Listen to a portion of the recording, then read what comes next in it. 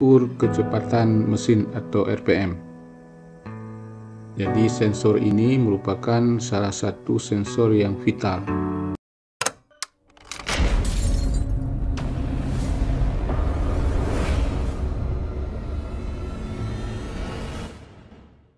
Sistem common rail diesel injection ya.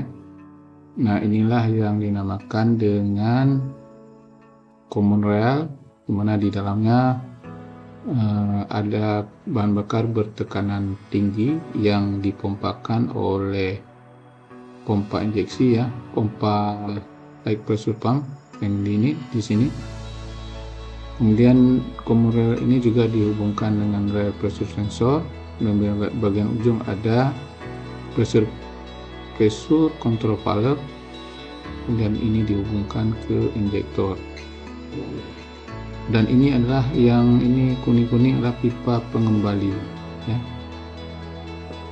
Jadi di sini juga ada pipa pengembali, di injektor ada pipa pengembali. Semuanya dikontrol oleh ECU berdasarkan data-data dari sensor. Berikut kita akan melihat cara kerja dari sensor dan aktuatornya. Oke. Sensor dan aktuator yang terdapat pada mesin common rail diesel injection RPS ya. RPS ini merupakan rail pressure sensor. Kemudian ada air flow sensor dan air temperature sensor. Kemudian ada accelerator position sensor atau APS. Kemudian ada fuel temperature sensor. Kemudian ada water temperature sensor. Selanjutnya crank position sensor atau crank CPS atau sensor CPS ya. Kemudian ada cam position sensor, aktuator ya, yaitu rail pressure control valve. Ini masuk dalam aktuator. Kemudian aktuator yang terakhir adalah injektor. Pertama ada sensor tekanan rail. Jadi ini ada di sebuah mesin itu ada rel ya, rel bahan bakar. Di mana pada rel bahan bakar ini nanti akan dihubungkan ke injektor. Nah, ini ada injektor.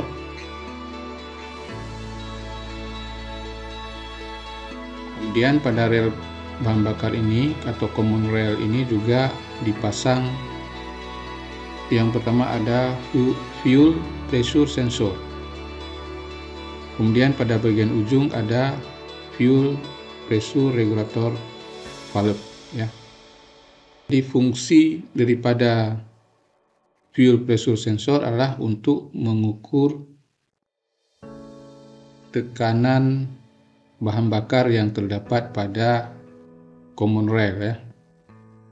Jadi untuk mengukur tekanan bahan bakar yang terdapat pada common rail. Data ini nanti akan dikirim ke ECU. Nah, ECU akan memerintahkan kepada aktuator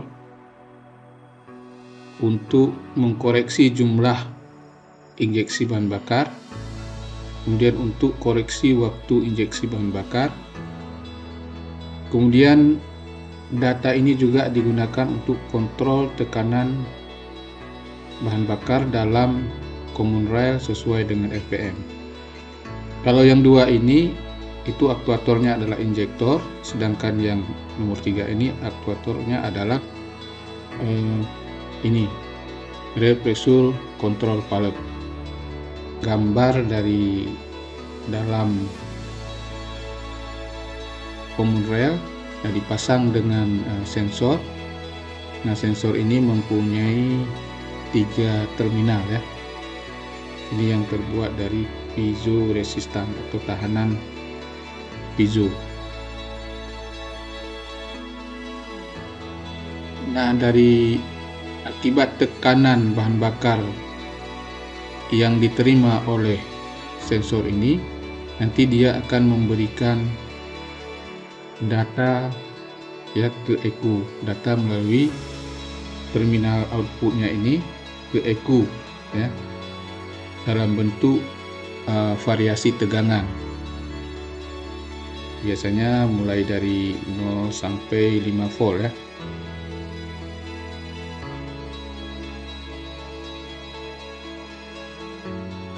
Komponen sensor selanjutnya adalah airflow sensor dan air temperature sensor.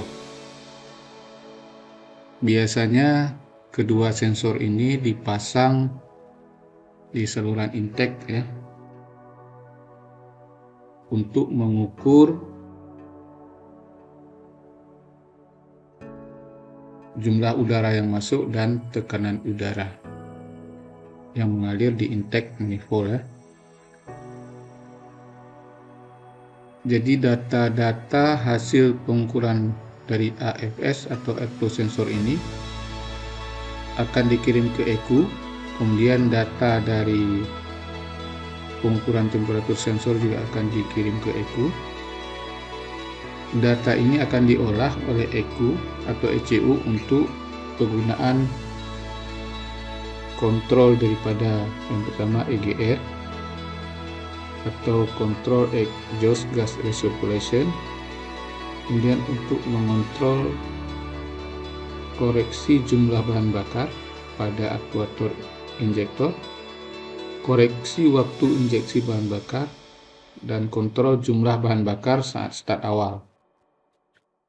Itu fungsi daripada kedua sensor airflow dan air temperature. Untuk apa digunakan sensor ini? Untuk mengetahui tekanan udara di dalam intake manifold ya. Nah, tekanan udara yang mengalir di intake manifold ini menggambarkan jumlah udara yang tersedia yang masuk. Nah, ini fungsinya adalah untuk membuat perbandingan jumlah udara yang masuk dan bahan bakar yang akan diinjeksikan oleh injektor sesuai dengan kebutuhan mesin tentunya ya, atau engine.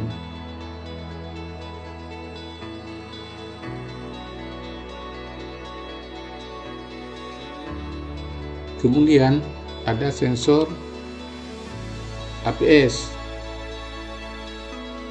Sensor APS ini diletakkan di pedal. Nah, ini kita lihat gambar. Bentuk di dalamnya seperti ini. Kemudian rangkaiannya seperti di sebelah kiri kita, itu menggunakan dua sensor ya, yang menggunakan tahanan variabel. Jadi nilai tahanan ini akan berubah-ubah saat kita menekan pedal gas ya.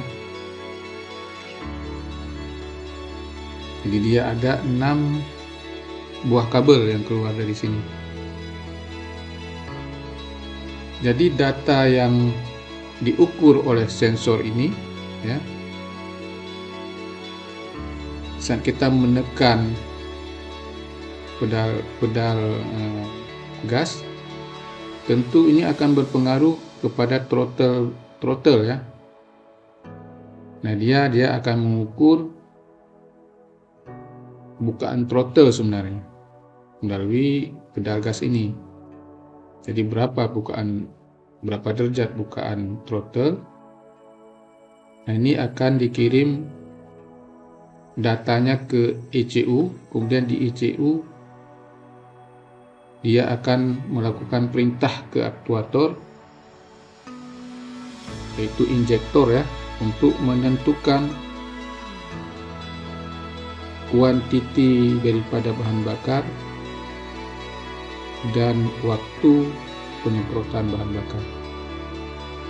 Nah, jadi dia akan menentukan jumlah dan waktu injeksi bahan bakar dengan acuan salah satunya adalah sensor dari sensor pedal gas ya, sensor accelerator position sensor.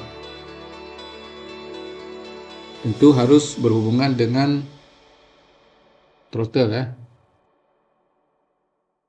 Jadi di sini juga bisa kita lihat bahwa APS atau APP adalah sensor atau merupakan device elektronik yang memberikan signal 5 volt bahwa tuas pedal gas telah ditekan kepada ECU atau ECM.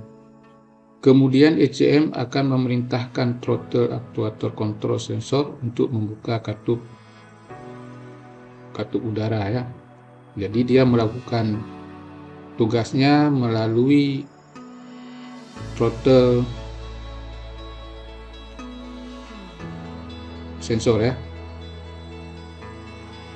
bekerja sama.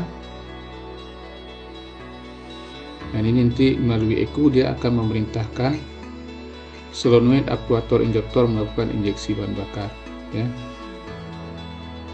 Kemudian ada sensor fuel temperature sensor. Fuel temperature sensor ini berfungsi untuk mengukur suhu dan temperatur bahan bakar. Dia menggunakan komponen termistor ya.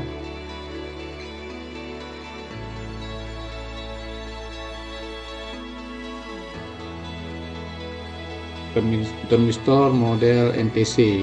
Ketika suhu bahan bakar rendah, maka nilai tahanannya akan menjadi besar, sedangkan ketika suhu bahan bakar meningkat tinggi, maka nilai hambatan akan mengecil.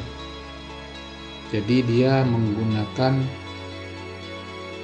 termistor NTC mendeteksi suhu bahan bakarnya tinggi, maka nilainya akan menurun ya.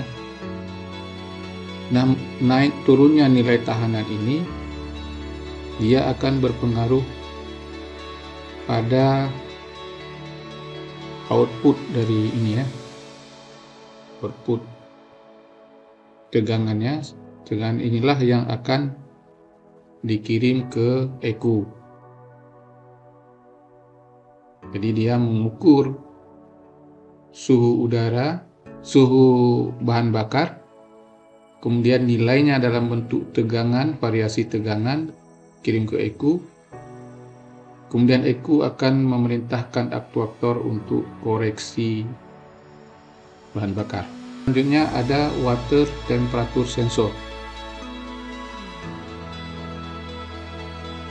Sesuai dengan namanya, fungsi sensor ini adalah untuk mendeteksi temperatur sistem pendingin atau air ya. Nah, bentuk komponennya seperti ini juga menggunakan termistor tipe NTC ya. Jadi menggunakan tipe NTC dan mempunyai 3 kabel ya. Nah, di sini bisa kita lihat rangkaiannya. Nah, perubahan suhu ini dia akan dikirim datanya ke ECU ya. Jadi data yang diukur melalui temperatur ini, temperatur sensor ini, dia akan mendapatkan datanya. Kemudian datanya juga akan dikirim ke ECU. Fungsinya juga adalah untuk menaikkan atau menurunkan jumlah injeksi bahan bakar. Kemudian mengontrol kipas pendingin, crank position sensor atau sensor posisi crankshaft ya.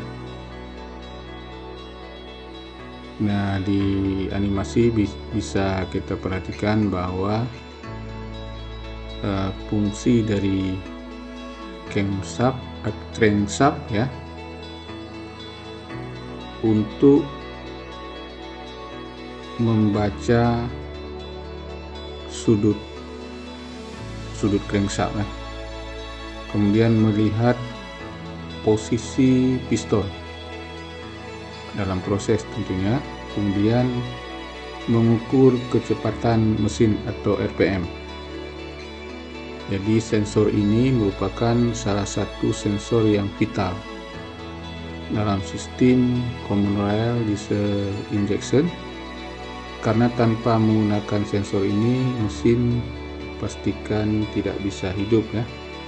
Dia selalu digunakan dengan sensor camshaft. Jadi ada sensor crankshaft dan nanti ada sensor camshaft ya.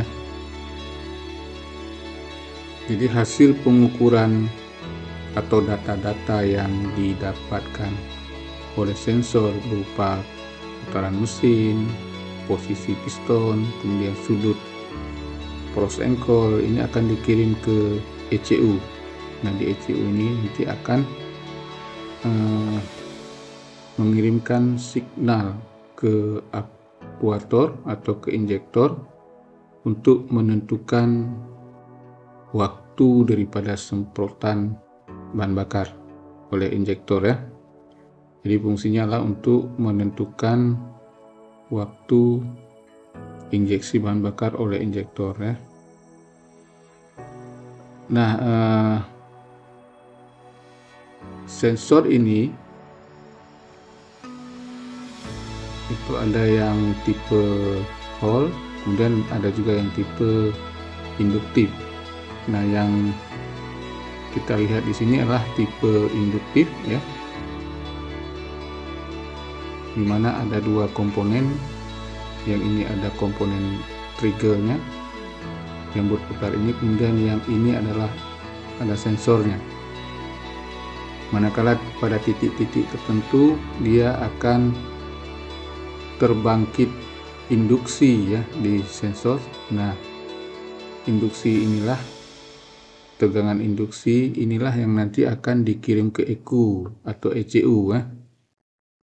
Ini adalah unit daripada sensor, ini triggernya, dan bagian ini adalah rangkaian kerjanya. Jadi ini ada rangkaian daripada sensor, di mana di sini bisa kita perhatikan itu terjadinya induksi, dan induksi ini akan dikirim ke ECU ya. Sekali lagi, crank position sensor ini merupakan sensor yang amat penting bagi terjadinya proses injeksi pada diesel common rail. Kemudian sensor yang selanjutnya adalah cam position sensor untuk mendapatkan informasi posisi langkah hisap ya, silinder 1, 2, dan 3. Nah, posisi ini nanti akan dikirim ke ECU, di mana ECU akan memerintahkan injektor untuk menyemprotkan bahan bakar sesuai dengan urutan masing-masing ya. Informasi ini didapatkan dari sensor yang dipasang pada posisi cam atau knock ya. Nah, di sini sensor itu dipasang pada knock, di mana pada knock ini nanti ada rotor ya, dan di rotor itu ada semacam titik yang memberikan trigger kepada sensor untuk bekerja.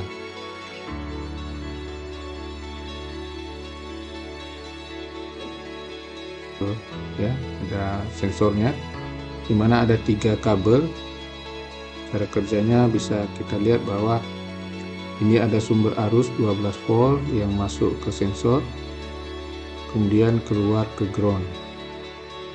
Nah, pada saat titik knock ini bertemu dengan sensor, maka di sensor ini akan mengeluarkan tegangan yang dari kabel biru ini ya, tegangan ini menuju ke basis transistor. Nah, saat terjadi masukan tegangan di basis transistor ini menyebabkan transistor ini menjadi on ya, sehingga arus dari terminal 1 ini dia akan menuju ke terminal 2 melalui transistor ya, melalui terminal emitor transistor. Artinya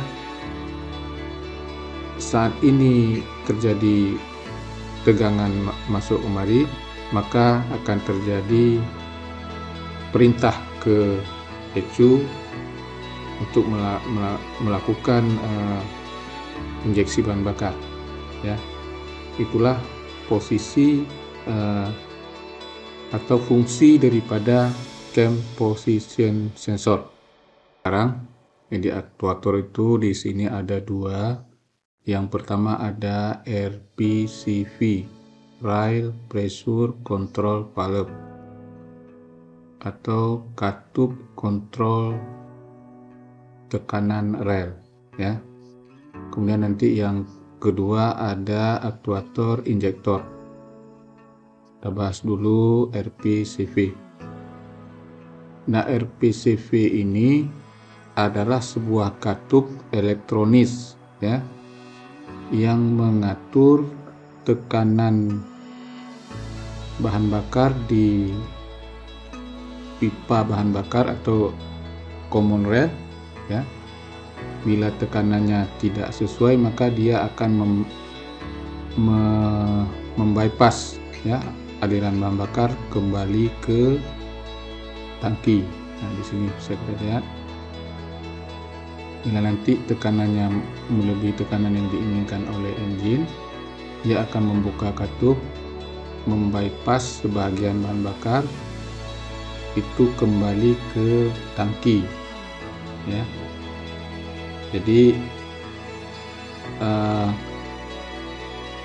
supaya RPCV ini dapat bekerja, itu diperintahkan oleh ECU ya.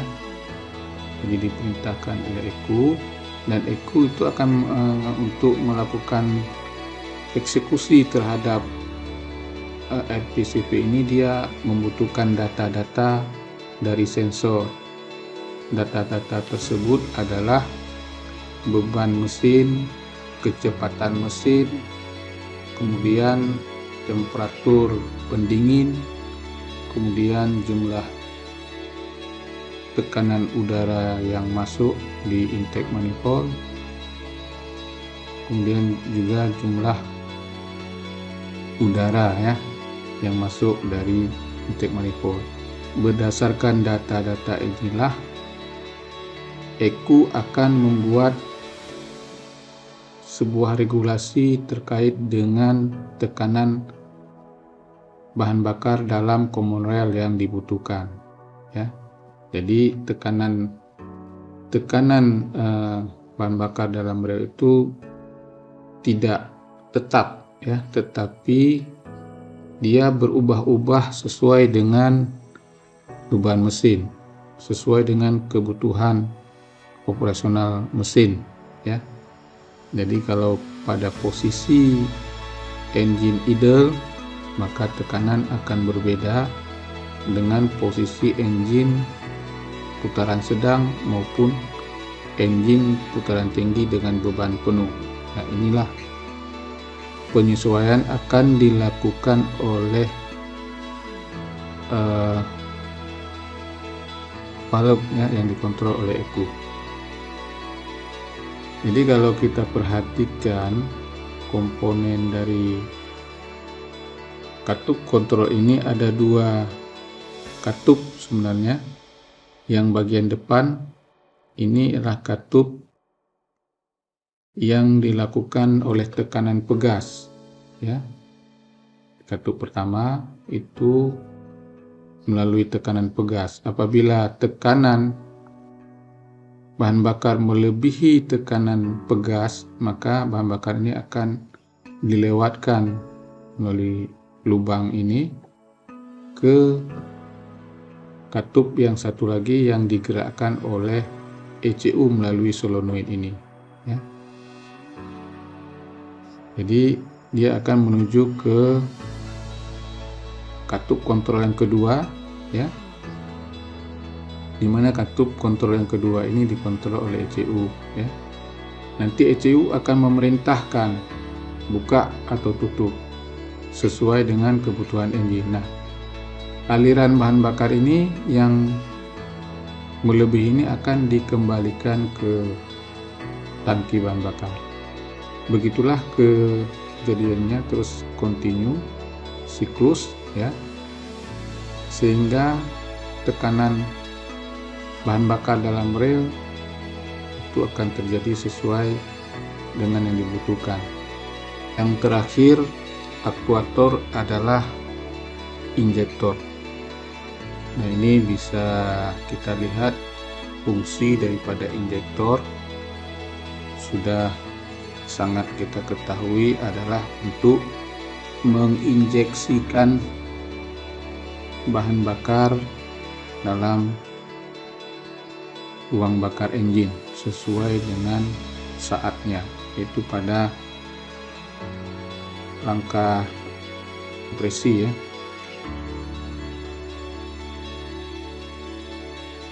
Jadi di sini bisa kita lihat satu unit injektor terdiri dari beberapa komponen, ya, mulai dari nozzle, ya, body, ya, header valve, kemudian ada plunger dan sebagainya, ya. Bisa Anda lihat sendiri di gambar animasi. Yang perlu ingin saya jelaskan bahwa auto injektor itu ada, ya. Nah, ini sebelum masuk, nanti di sini bahan bakar yang masuk kemari. Kemudian ada konektor. Konektor ini akan menghubungkan atau mengalirkan arus nanti ke solenoid. Dimana solenoid ini fungsinya adalah untuk membuka